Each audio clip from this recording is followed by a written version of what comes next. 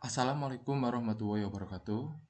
Pada pagi hari ini kita akan belajar mengenal teks persuasif. Oke, tujuan pembelajaran kita pada pagi hari ini adalah yang pertama, mengidentifikasi ciri teks persuasif, dan yang kedua, mengidentifikasi unsur teks persuasif. Oke, langsung saja perhatikan kedua teks berikut. Kita baca bersama ya. Teks 1. Terus terang, saya merindukan teen lead yang berani jujur, wajar, dan otentik. Sebuah tontonan yang mengekspresikan kemiskinan dengan kemiskinan, kelas menengah secara menengah, orang kaya sebagai orang kaya, pelajar sebagai pelajar, dan remaja sebagai remaja. Kartini-kartini di SMA bukan lagi mereka yang hanya sibuk dengan penampilan, pamer barang mewah, mengubur kekasih, hingga lupa pada semangat keindonesiaan dan upaya mengejar kepintaran seperti telah ditunjukkan R.A. Kartini. Untunglah Kartini yang terkenal dengan semangat patriotiknya tak sempat menyaksikan teen lead. Saya tak tega menyaksikan air matanya menitik. Teks 2. Penyebab seseorang mengalami gangguan pencernaan antara lain pola makan tidak teratur. Misalnya, sering terlambat makan, kurang mengonsumsi sayur dan buah, dan kurang memperhatikan gizi makanan. Salah satu upaya menjaga saluran pencernaan agar tetap sehat, makanlah dengan pola makan sehat dan seimbang. Kedua teks ini dikutip dari buku Paket Bahasa Indonesia kelas 8. Nah, dari sini kita tentukan ya, dua teks ini termasuk jenis apa? Menurut kalian dua teks ini termasuk jenis apa? Apakah sama atau berbeda? Oke, tepat sekali ya. Kedua teks ini merupakan teks persuasif, yaitu teks yang berisi ajakan atau bujukan. Ya, di sini terlihat bahwasanya teks 1 adanya unsur ajakan ya atau bujukan kepada pembaca, dalam hal ini pembuat film, untuk membuat film yang jujur, wajar, dan otentik. Selain itu juga mengembalikan tema-tema tentang ini ya, tentang yang isi ceritanya yang menunjukkan tentang kemiskinan ditunjukkan dengan cara kemiskinan, kelas menengah secara menengah, orang kaya sebagai orang kaya, pelajar sebagai pelajar.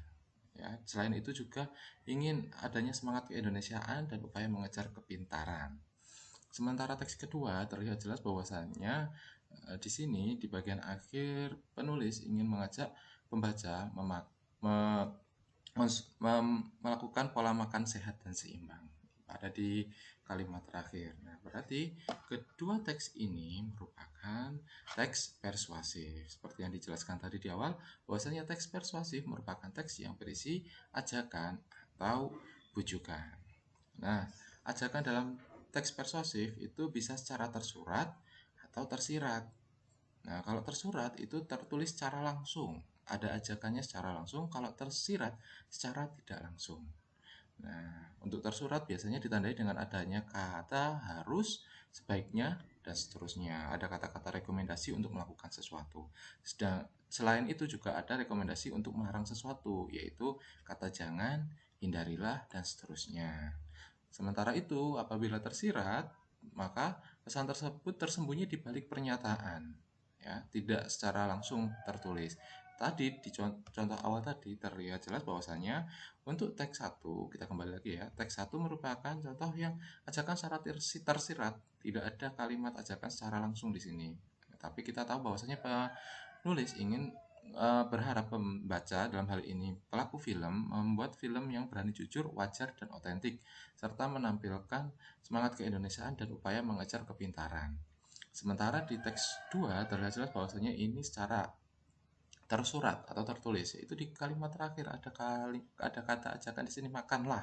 Lah, di sini kan merupakan ajakan, makanlah dengan pola makan sehat dan seimbang. Nah, jadi yang untuk teks 1 berupa teks persuasif secara tersirat, sedangkan teks 2 merupakan teks persuasif secara tersurat. Kita lanjutkan kembali. Dan untuk yang terakhir, unsur teks persuasif itu didukung oleh 3 hal, yaitu yang pertama argumentasi atau pendapat, yang kedua fakta, dan yang terakhir adalah ajakan. Nah, kita lihat tadi ya di contoh awal tadi bahwasanya teks tersebut ada sisi argumentasi, ada pendapat-pendapat dari penulis, bisa juga mengambil dari pendapat orang lain. Selain itu juga terdapat fakta. Nah, fungsi dari argumentasi dan fakta ini yaitu untuk menguatkan ajakan sehingga orang lain tuh tertarik untuk mengikuti. Ya, kalau fakta ini kan sesuatu yang memang benar-benar nyata terjadi, sedangkan argumentasi ini kan berupa pendapat, bisa pendapat kita maupun pendapat para ahli. Jadi dua unsur ini, adanya argumentasi dan fakta, di dalam teks persuasif tujuannya untuk menguatkan penulis dalam mengajak pembaca. Oke, sedangkan yang unsur terakhir adanya ajakan. Seperti tadi di awal bahwasanya teks persuasif berisi ajakan atau bujukan untuk mempengaruhi orang lain agar melakukan sesuatu atau menghindari sesuatu. Oke. Jadi di sini ya ada 3 unsur teks persuasif yaitu argumentasi, fakta, dan ajakan. Oke, demikian pembelajaran kita pada pagi hari ini. Apabila ada kurang lebihnya, Bapak mohon maaf. Terima kasih. Wassalamualaikum warahmatullahi wabarakatuh.